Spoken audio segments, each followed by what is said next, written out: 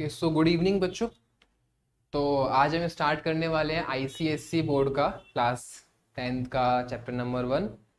उसके numerical chapter number 1 complete हो चुका है। ठीक है, तो उसके कुछ न्यूमेरिकल्स हैं, ज़्यादा न्यूमेरिकल नहीं है। लाइक हमने पहले पार्ट में पढ़ा था आपका कपल और टॉर्क।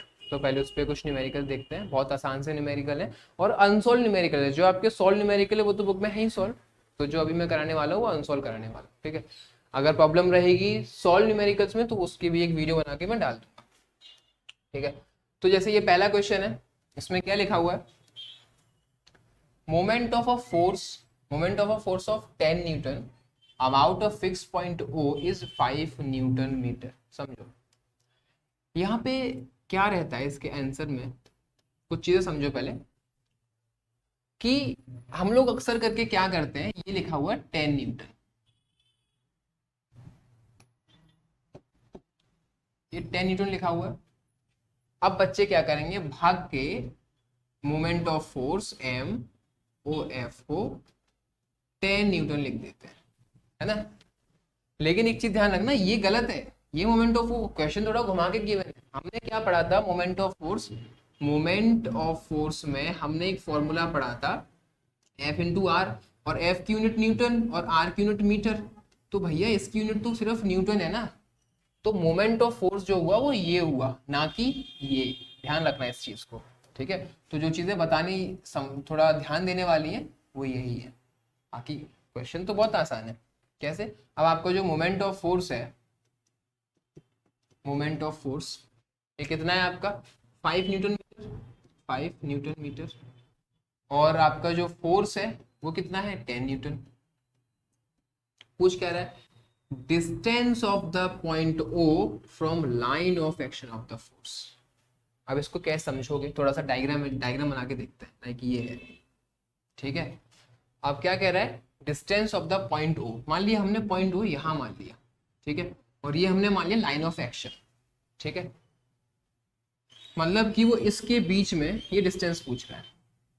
ठीक है, कैसे निकालोगे भाई, हमें पता है कि moment of force is equal to होता है एफ इंटू डी। डिस्टेंस निकालना है तो moment of force upon F कर दो, इज इक्वल टू डी आ जाएगा। मोमेंट ऑफ फोर्स कितना है आपका 5 न्यूटन मीटर है, तो 5 अपॉन यू हो जाएगा 10। तो कितना हो गया आपका, ये हो गया आपका 0.5 मीटर। क्लियर है, कोई दिक्कत यहाँ तक? और जब मैं ये क्वेश्चन सॉल्व करता हूँ तो एक बार इसको खुद से ट्राई किया करो, मतलब वीडियो को रोको, उसके बाद फिर खुद से सॉल्व करो।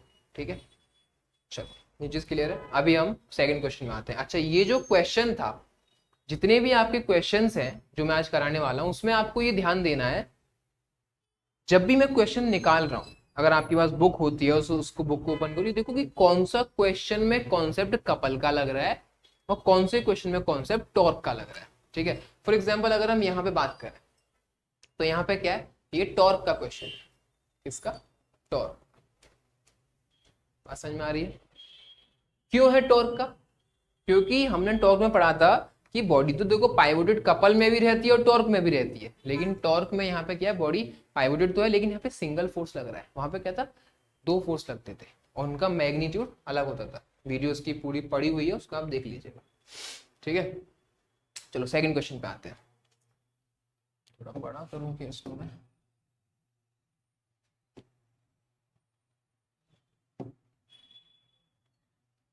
चलो क्या लिखा हुआ भाई, a nut is opened by a wrench of length 10 centimetre. बहुत सिंपल सा क्वेश्चन है।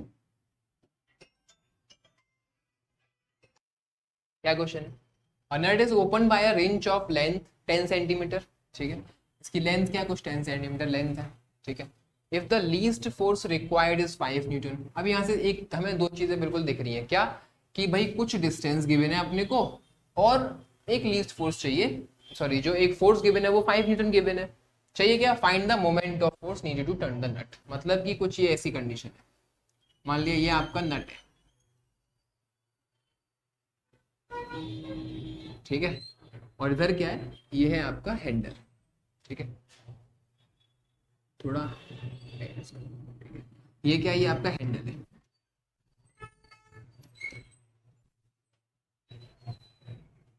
अगर इस यहाँ पे देखा जाए तो बॉडी जो पाइवोटेड है, अगर फिजिक्स में समझोगे तो ये क्या बॉडी पाइवोटेड है यहाँ पे, मतलब जैसे आपने रिंच लगाई नेट पे तो पाइवोट मतलब ये फिक्स पॉइंट हो गया। अब आप इसको रोटेट करोगे, ठीक है, रोटेट करोगे तो क्या कह रहा है कि रेंज ऑफ लेंथ 10 सेंटीमीटर, तो ये जो लेंथ है वही आपका 10 सेंटीमीटर हो गया।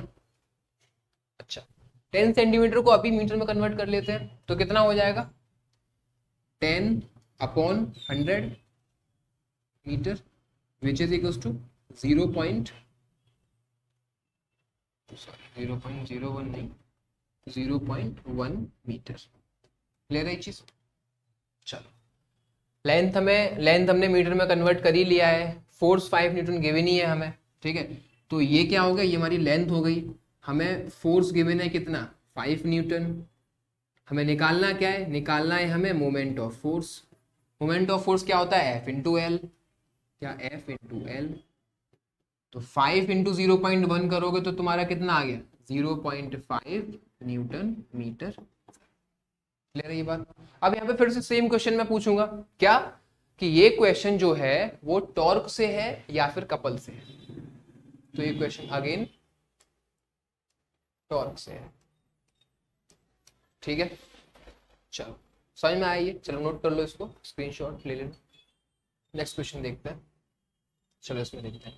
अच्छा, कुछ क्वेश्चंस में लाइक अभी इस क्वेश्चन में आपको जरूरत पड़ेगी क्लॉकवाइज का और एंटी क्लॉकवाइज का, तो थोड़ा इस क्वेश्चन को ध्यान समझना। और पहले इस क्वेश्चन को चाहो तो आप वीडियो को रोको, क्वेश्चन को सॉल्व करो एंड फिर आंसर को मैच करो। ऐसा नहीं कि बुक में आंसर लिखा हुआ बस कैसे भी ना कैसे करके आंसर बुक वाला लेके ही आना है, नहीं नहीं नहीं, वो वाला हिट एंड ट्रायल में तो नहीं लगाना, ठीक है। चलो, क्या लिखा हुआ, व्हील ऑफ डायमीटर 2 मीटर, ठीक है। इसका हम डायग्राम बना लेते हैं अलग।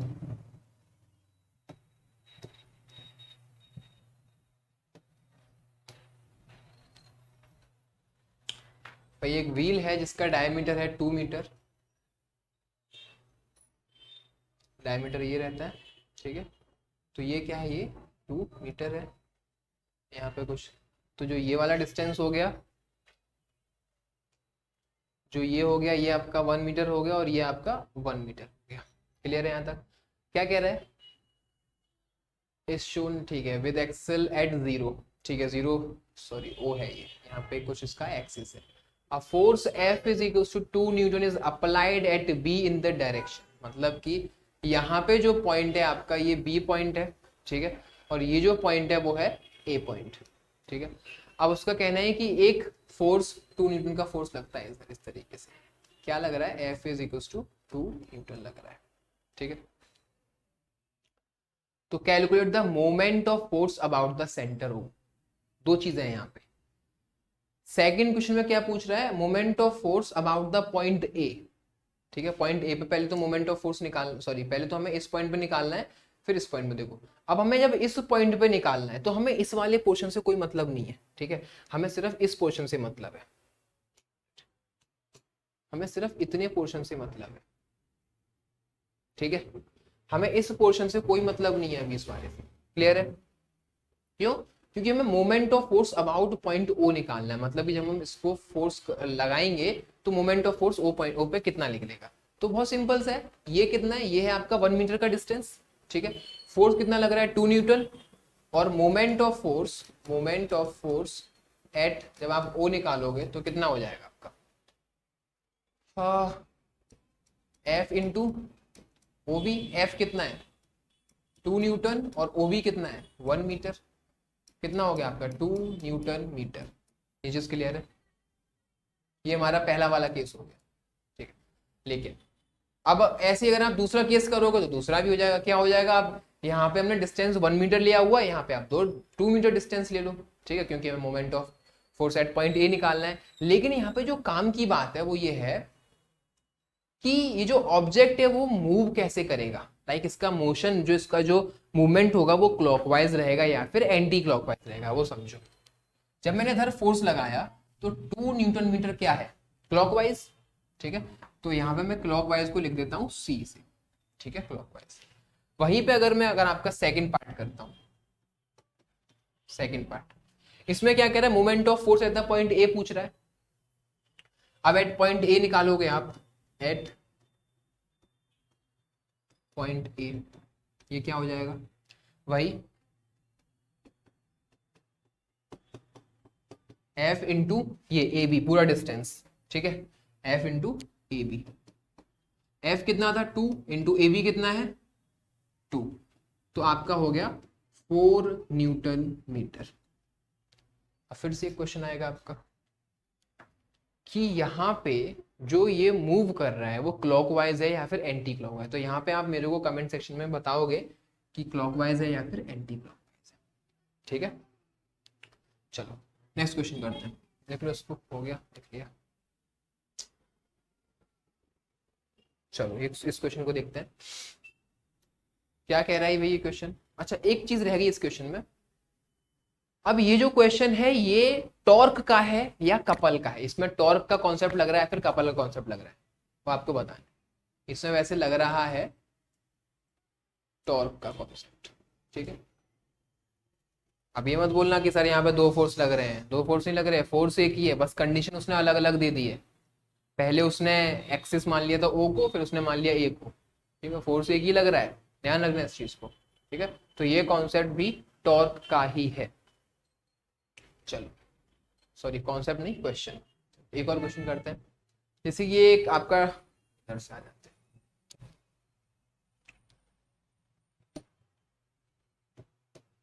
क्या कह रहा है, एक डायग्राम है जिसमें कि ये जो ओ पॉइंट है ये क्या है, ये पाइवोटेड पॉइंट है ये, ठीक है। थोड़ा सा इसका डायग्राम एक मिनट में बड़ा बना देता हूँ।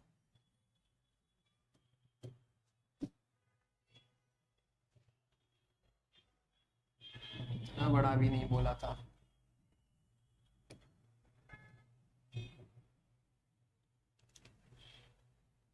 ये क्या है यहाँ पर, ये पाइवोटेड है, क्लियर है। अच्छा क्या कह रहा है, फोर्स F1 कितना है, फोर्स F1 5 न्यूटन लग रहा है, और फोर्स F2 लग रहा है 3 न्यूटन ए पर और बी पर। अब कह रहा है सच दैट OA इज 2 मीटर, ये जो है OA ये चीज है, ये है 2 मीटर, और जो ये चीज है OB ये है आपका 4 metre, clear. Calculate the moment of force F1 about O। अब वो मोमेंट ऑफ फोर्स F1 पूछ रहा है अबाउट इस पॉइंट पर, अगर इस फोर्स की वजह से इस पॉइंट पर मोमेंट ऑफ फोर्स कितना होगा, हो जाना चाहिए भाई, कितना होगा यहाँ पे, ये एक डिस्टेंस है, ये क्या है, ये आपका एक डिस्टेंस है। तो इसके हिसाब से आप जब मोमेंट ऑफ फोर्स निकालोगे, यहाँ पे मोमेंट ऑफ फोर्स निकालोगे तो F1 इंटू क्या कर दोगे, OA कर दोगे, OA कर दोगे, ठीक है। अच्छा अब moment of force F2 about O, मतलब कि अब इस F2 की बात कर रहे हैं, तो इसमें क्या करोगे, moment of force is equals to F2 into OB, clear है। Total moment of two force about O, total moment, ये क्वेश्चन इंपॉर्टेंट है। टोटल मोमेंट, पहले तो हमें टोटल मोमेंट निकालने से पहले ये देखना पड़ेगा कि जो ऑब्जेक्ट है वो किधर मूव करेगा, ठीक है। अब फोर्स किधर ज्यादा लग रहा है, मोमेंट ऑफ फोर्स किसका ज्यादा है, नहीं, इसका अगर आप निकालोगे तो F1 कितना है 5 टू 10, तो ये हो गया आपका 10 न्यूटन मीटर। और अगर आप मोमेंट ऑफ फोर्स इसका निकालोगे तो 4 3 12, ये कितना हो गया 12 न्यूटन मीटर, क्लियर है। मोमेंट ऑफ फोर्स किधर ज्यादा है तो ये ऑब्जेक्ट किधर मूव करेगा, तो अब यहाँ से टोटल मोमेंट ऑफ फोर्स निकालना है। अब total moment of force, total moment of two forces निकालने से पहले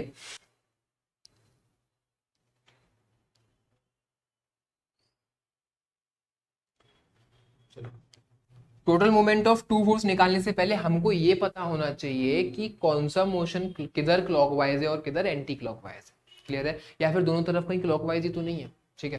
अब देखो जरा, इधर हमने फोर्स लगाया, ठीक है, क्या F1 हमने 5 न्यूटन फोर्स लगाया, ये क्या जा रहा है, लाइक ऐसे समझो, इस तरीके से हमारी क्लॉक ऐसे करके मूव करती है, ये इस तरीके से जा रहा है, ठीक है, तो ये इधर जाएगा। अब यहाँ पे क्या है, एक फोर्स आपका इधर लग रहा है और ये फोर्स भी इधर लग रहा है, ठीक है।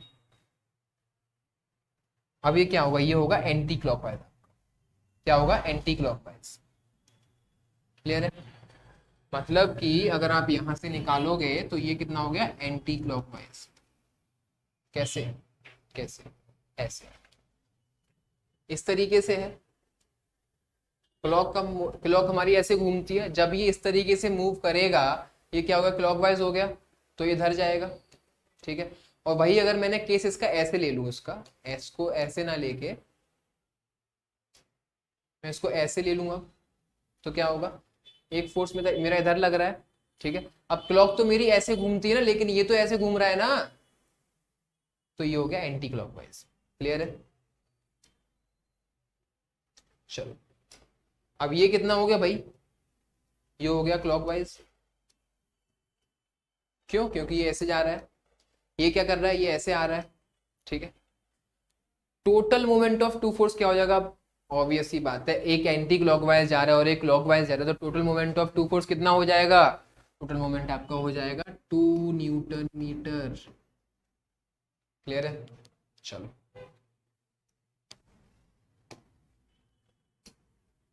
ठीक है, फिर आज यहीं तक। अच्छा, यहाँ पे एक क्वेश्चन, एक चीज यहाँ पे रहती है कि ये जो क्वेश्चन मैंने जितना भी कराए हैं अभी तक, ये सारे क्वेश्चंस टॉर्क के हैं। ठीक है।